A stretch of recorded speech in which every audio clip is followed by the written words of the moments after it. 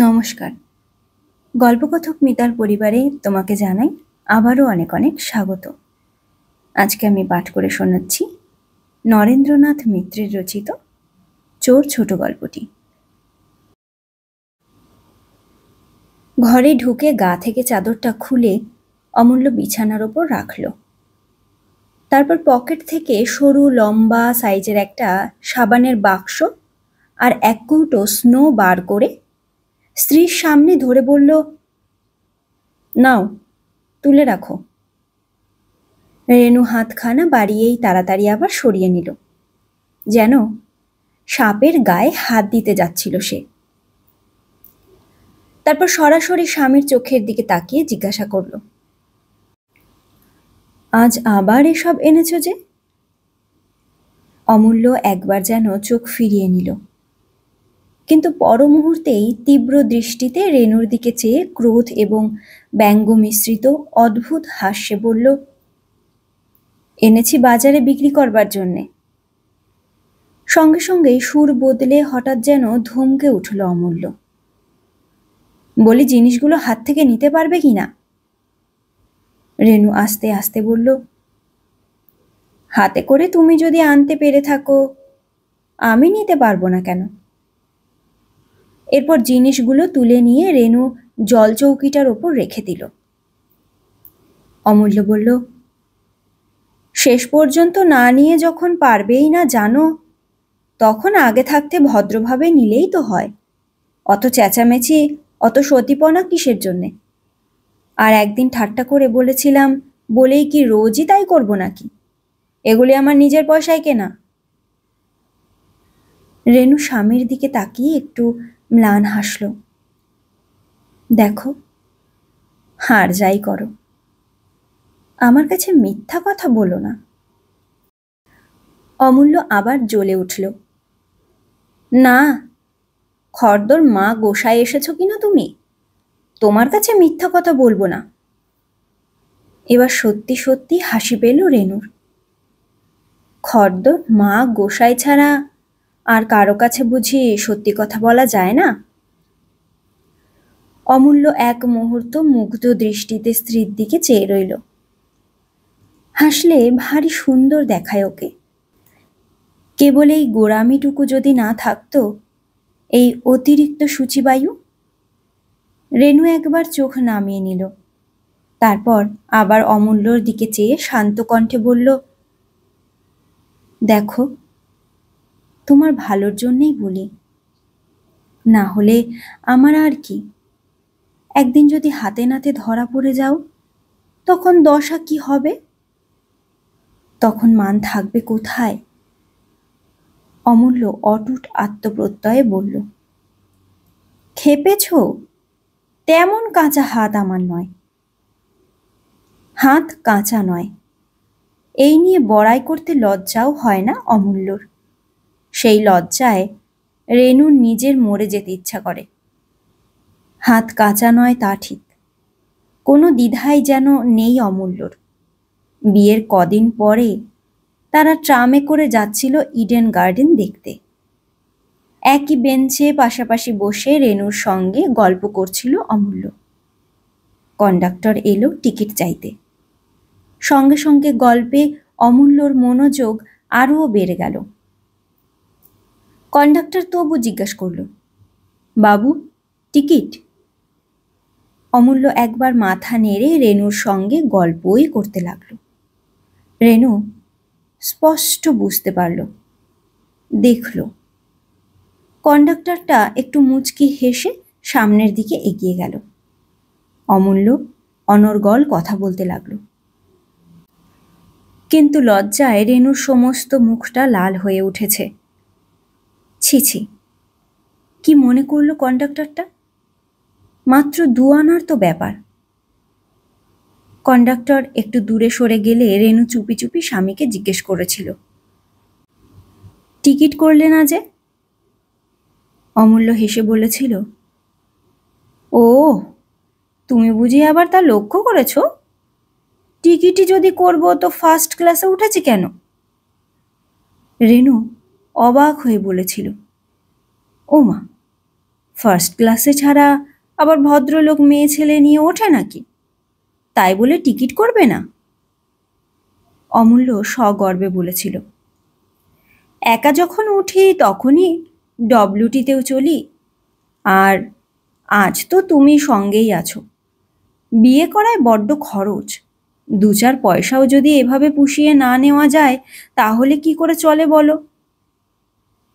রেনু ভেবেছিল অমূল্য বুঝি পরিহাস করছে, কিন্তু ফেরার পথেও অমূল্য যখন কন্ডাক্টরকে দেখে গম্ভীর মুখে একবার মাথা কাত করে রেনুর সঙ্গে কথা বলতে আরম্ভ করলো, তখন রেনুর বুকের ভিতর ঢিপ ঢিপ করছে।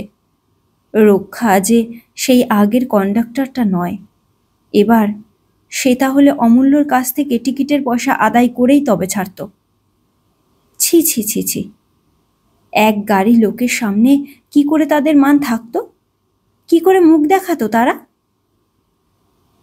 গাড়ি থেকে নেমে রেনু বলেছিল, ছি, এসব আমি মোটেই পছন্দ করি নে। অমূল্য বলেছিল, কি সব? এই টিকিট না কেটে ট্রামে বাসে চলা? ছি। অমূল্য হেসেছিল। হো, গম্ভীরভাবে, তুমি বুঝি সেই কথাই ভাবছ? আচ্ছা, সূচিবায়ুগ্রস্ত মেয়ে তো তুমি, বুঝতে পারছি। তুমি আমাকে ভোগাবে। হিস্টেরিয়া টিস্টেরিয়া নেই তো আবার? তার মানে? তার মানে এসব মেয়েদের তাও থাকে। রেনু বলেছিল, ছি, সামান্য 2 আনা পয়সার জন্যে? অমূল্য বাধা দিয়ে জবাব দিয়েছিল, 2 আনা নয়, 2 আনা 4 আনা, দিব্যি 1 প্যাকেট সিগারেট হবে। চাইলে না কেন? সিগারেটের পয়সা আমি তোমাকে দিতুম। এর কদিন পরে অমূল্য দামি একখানা চিরুনি নিয়ে এসে উপস্থিত। দেখো তো কেমন চিরুনিখানা? রেনু সাগ্রহে হাত বাড়িয়ে চিরুনিখানা নিয়ে বলল, বাহ, চমৎকার তো। কত দাম? অমূল্য বলল, 2.5 টাকা। রেনুর মুখ ম্লান হয়ে গেল। ছি, এত দাম দিয়ে কেন আনতে গেলে বলো দেখি? চিরুনির তো আমার অভাব নেই। এই সেদিন বৌভাতেই তো 3খানা চিরুনি পেয়েছি। যাই বলো, এসব বাজে বাবুগিরি আমার মোটেই পছন্দ হয় না। যা দিনকাল, তাতে এভাবে পয়সা নষ্ট করবার কোনো মানেই হয় না। অমূল্য আত্মপ্রসাদে হেসে বলল, পাগল হয়েছ? গাঁটের পয়সা খরচ করে বাবুগিরি করতে যাব? অত পয়সা পাল ব্রাদার্স দেয় না। রেনু বলল, ও, কোম্পানি বুঝি নিজেদের লোক বলে খুব সস্তায় দিয়েছে? অমূল্য হেসে বলল, কেবল সস্তায় নয় গো, একেবারে বিনামূল্যে। জানে কি না, আনকোরা নতুন বউ এসেছে ঘরে। রেনু সলজ্জে বলল, যাও, কি যে বলো, মুখে তোমার কোনো আগল নেই। সত্যি, 2.5 টাকার জিনিস কত দামে পেলে বলো না গো? আমার বৌদির জন্য একখানা আনাবো। অমূল্য অকস্মাৎ চটে উঠল। হয়েছে, আর ন্যাকামি করো না। মেয়েদের এই ন্যাকামি কখনো কখনো ভালো লাগে, তাই বলে কি সব সময়ই সহ্য হয়? তার মানে?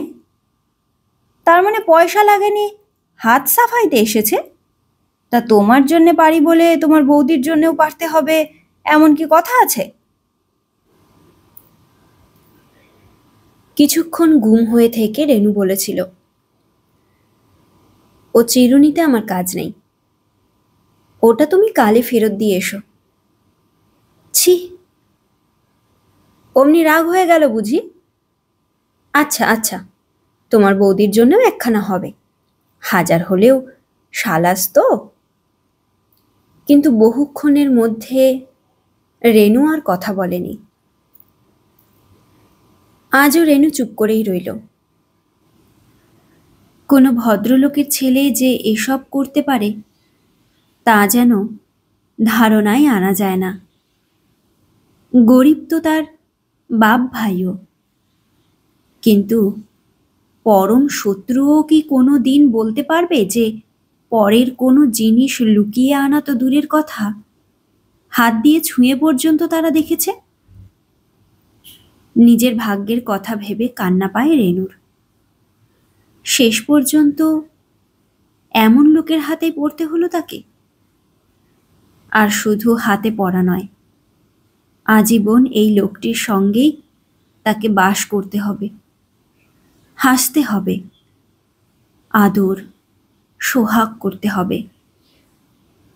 তারপর ছেলে হবে, মেয়ে হবে, কিন্তু কিছুতেই অমূল্যর প্রবৃত্তি আর বদলাবে না। কেননা এসব অভ্যাস মানুষের যায় না, বয়স হলেও যায় না, পয়সা হলেও না। রেনু অনেক শুনেছে, অনেক দেখেছে, তারপর সব একাকার হয়ে যাবে। কেউ জানবে না রেনু অন্য প্রকৃতির মেয়ে। এসব সে সহ্য করতেই পারে না। কেউ কি একথা বিশ্বাস করবে? সবাই জানবে অমূল্য যেমন ছিচকে চোর, রেনু তেমনি চোরের বউ। অন্ধকারে স্বামীর ঘনিষ্ঠ আলিঙ্গনের মধ্যে ঘৃণায় রেনুর যেন সর্বাঙ্গ কুঞ্চিত হয়ে এলো। এমন একটি লোক তাকে জড়িয়ে ধরেছে যার মনটা ছোট, প্রবৃত্তি ছোট, পরের দোকান থেকে জিনিস চুরি করে আনতে যার কোনো লজ্জা ঘৃণার বালাই নেই। অমূল্যর চুম্বনের প্রত্যুত্তরে রেনু কিছুক্ষণ স্তব্ধ হয়ে থেকে বলল, আমার একটা কথা শুনবে? কি? রেনু বলল, ওভাবে জিনিসপত্র আর এনো না। সত্যি বলছি, ওসব আমার কিছুই দরকার নেই।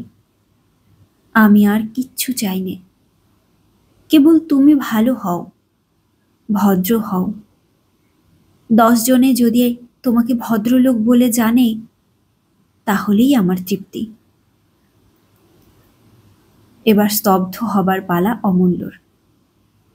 কিছুক্ষণ চুপ করে থেকে ধীরে ধীরে সে পাশ ফিরল। এই নীতিশিক্ষার দক্ষিণা রেনুকে পুরোপুরিভাবে না দিয়ে তার শান্তি নেই। রেনু বলল, ও কি, রাগ করলে নাকি? তোমার ভালোর জন্যই বলছি। অমূল্য জবাব দিল, আমিও ভালোর জন্যই বলছি। চুপ করে ঘুমোও। পরদিন ভোরে উঠে অমূল্য স্ত্রীকে কাছে ডাকল, এই শোনো। রেনু কাছে এসে বলল, কি?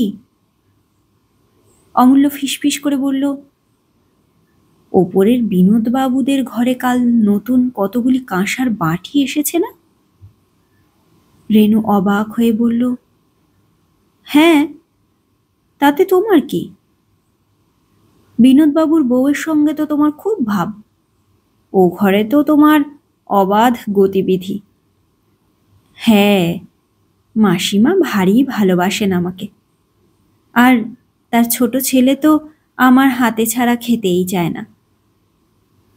অমূল্য তেমনি ফিসফিস করে বলল, তবে তো আরোই সুবিধে। দুধ খাওয়ানো হয়ে গেলে কাপড়ের তলায় করে বাটিটা অনায়াসেই তুলে আনতে পারবে। রাগে ও দুঃখে মুখ দিয়ে রেনুর কিছুক্ষণ কথা সরল না। একটু পরে সে বলল, কি যা তা বলছো? মাথা খারাপ হয়েছে তোমার? অমূল্য অম্লান মুখেই বলল, মোটেই না। কাঁসার আজকাল সের কত করে জানো?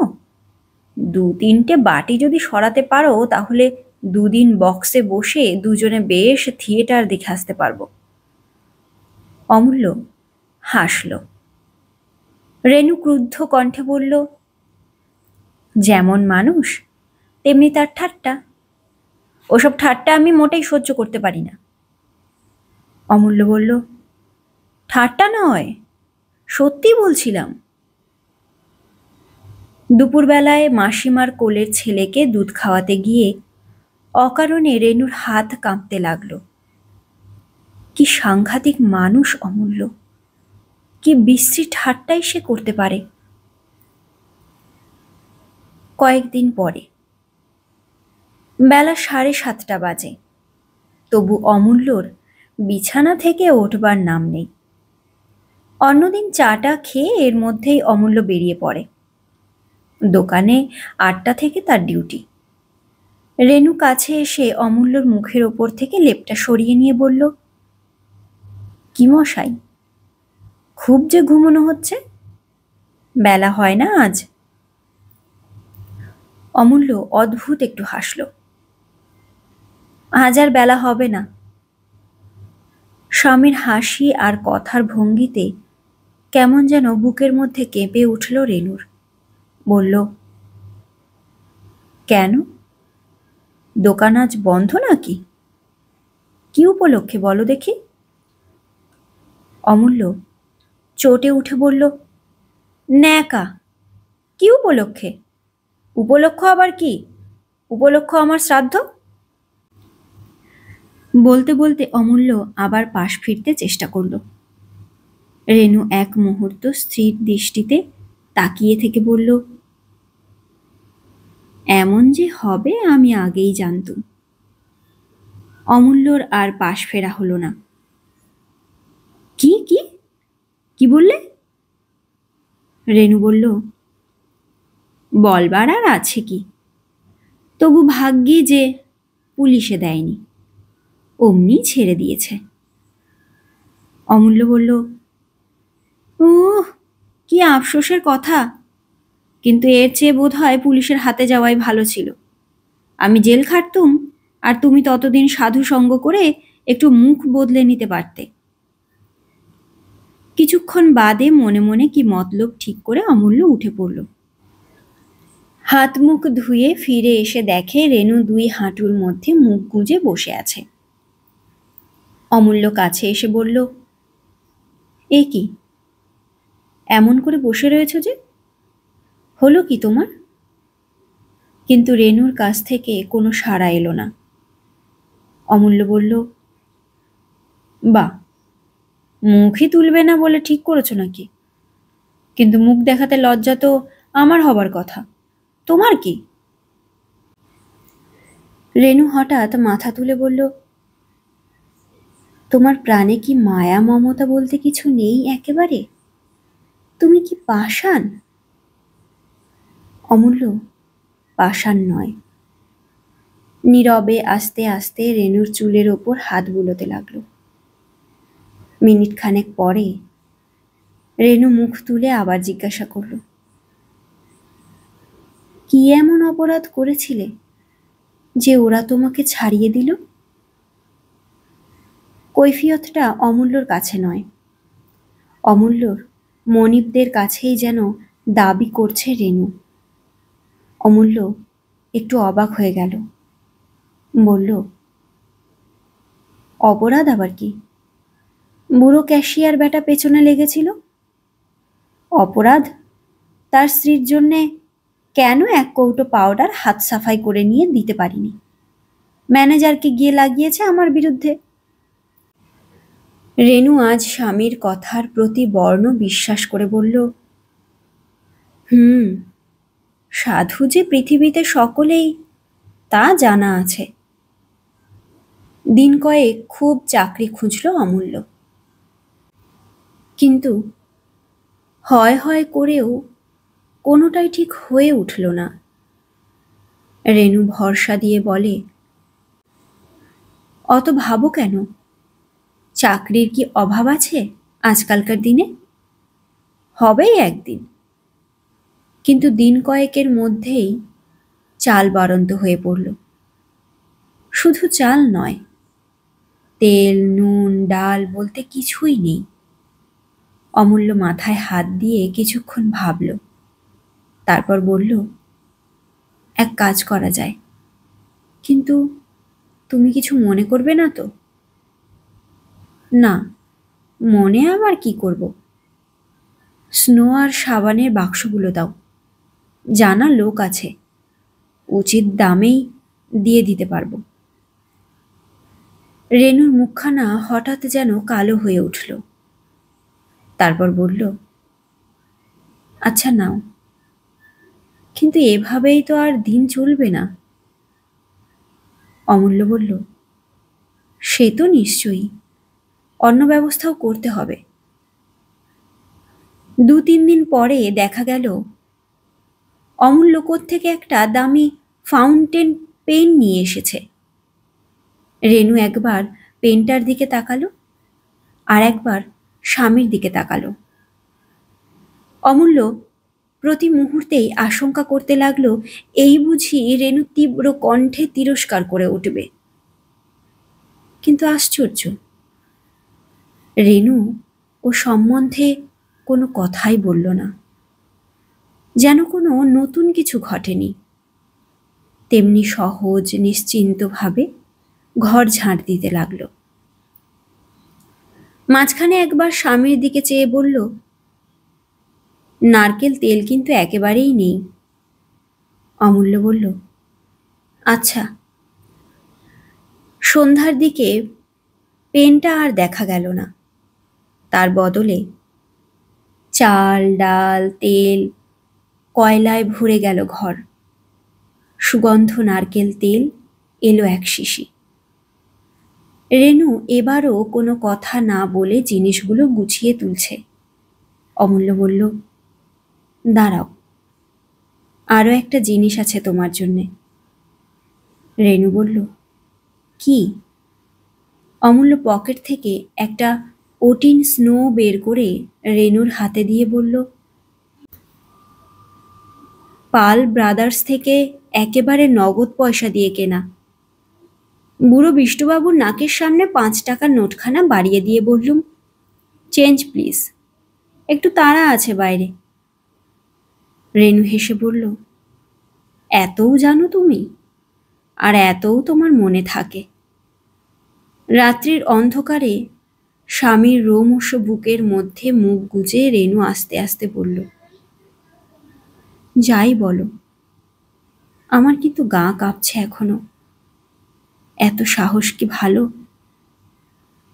রেনুর খোঁপার ওপর সাদরে আসতে একটু চাপ দিয়ে অমূল্য বলল, সাহস ভালো নয়?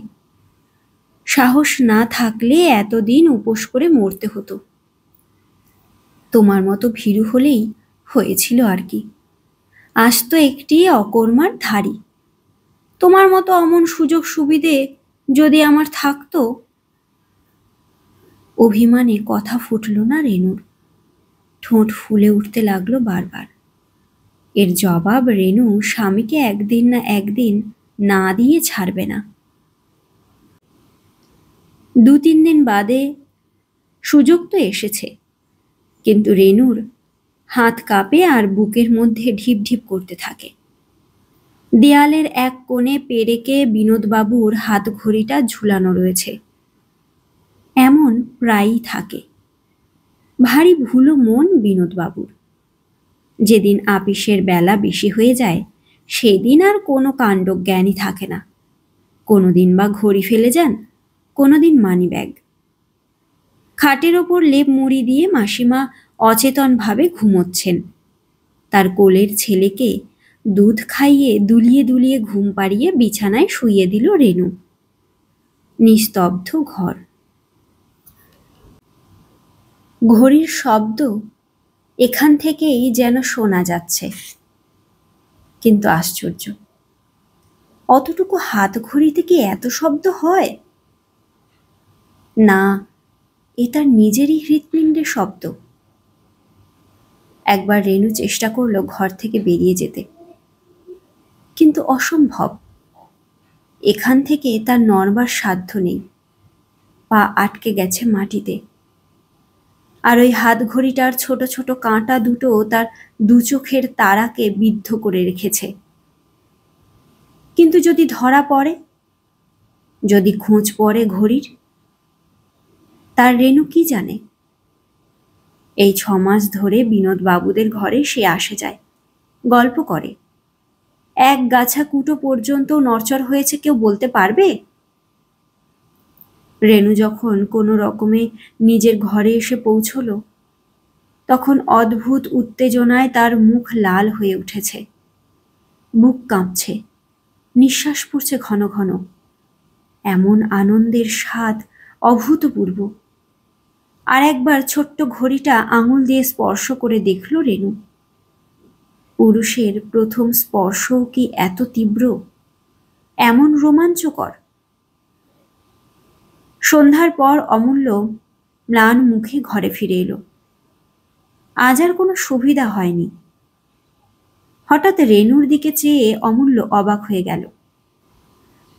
কি ব্যাপার, আজ যে একটু বিশেষ সাজের ঘটা দেখছি? দরজায় খিল দিয়ে এসে রেনু স্বামীর সঙ্গে প্রায় মিশে গিয়ে স্নিগ্ধ মধুর কণ্ঠে বলল, অত হিংসা কেন? সাজ তোমারও আজ মন্দ হবে না, যদিও কেবলই রাত্রিটুকুর জন্যে। কিন্তু একটা রাত্রি কি কম? অমূল্য ঈষৎ বিরক্ত কণ্ঠে বলল, কি বলছো? একটু পরিষ্কার করে বলো, হেয়ালি ভালো লাগে না সবসময়। রেনু বলল, সবুর সবুর, অত ব্যস্ত হচ্ছ কেন? তোমাদের সব কিছুতেই তাড়াহুড়ো, একটুও ধৈর্য সয় না প্রাণে, তাই না? খাওয়া দাওয়ার পরে আলো না নিভিয়েই স্বামীর পাশে এসে শুয়ে পড়ল রেনু। অমূল্য অবাক হয়ে বলল, আলোটা কি সারা রাত জ্বালাই থাকবে নাকি আজ? রেনু মুচকি হেসে বলল, থাকলেই বা ক্ষতি কি তাতে? না গো না, সারা রাত জ্বালা থাকবে না, একটু পরেই নিববে। দেখি দেখি বাঁ হাতখানা বার করো দেখি। বাঁ হাত দিয়ে আবার কি করবে তুমি? একটু দরকার আছে। ব্লাউজের ভিতর থেকে আস্তে আস্তে ব্যান্ড শুদ্ধ ছোট্ট ঘড়িটুকু বের করে রেনু স্বামীর মণিবন্ধে বেঁধে দিয়ে বলল, দেখি তো কেমন মানাচ্ছে। অমূল্য মুহূর্তকাল অবাক হয়ে থেকে শুষ্ক কণ্ঠে বলল, কি সর্বনাশ, এ তুমি কোথায় পেলে? রেনু গভীর রহস্য লোক থেকে যেন মৃদু একটু হাসল, বলল, তা দিয়ে তোমার দরকার কি? মানাচ্ছে কিনা তাই বলো। তারপর হঠাৎ উঠে গিয়ে লাইটটা অফ করে এসে রেনু স্বামীর গলা জড়িয়ে ধরল। আজ তার কোনো কুণ্ঠা নেই, লজ্জা নেই, দীনতা নেই। আজ সে পৃথিবী জয় করে ফিরেছে। কি গো, কথা বলছো না যে? বলো না, ঠিক মানিয়েছে কিনা? মানাবারই তো কথা। আজ রেনু তার যথার্থ সহধর্মিণী। এতদিন ধরে এই তো অমূল্য প্রত্যাশা করে এসেছে। আজ তার উল্লসিত হয়ে উঠবার দিন। কিন্তু স্ত্রীর কোমল বাহুবেষ্টনের মধ্যে অমূল্য যেন কাঠ হয়ে রইল। পৃথিবীর সমস্ত সৌন্দর্য, সমস্ত মাধুর্য যেন বিলুপ্ত হয়ে গেছে। আর যে চিরপরিচিত দুখানি হাত তার কণ্ঠ জড়িয়ে রয়েছে, তা কোনো সুন্দরী তরুণীর কঙ্কণকন্বিত মৃণাল ভুজ নয়, তাও আজ শ্রীহীন, কলঙ্কিত।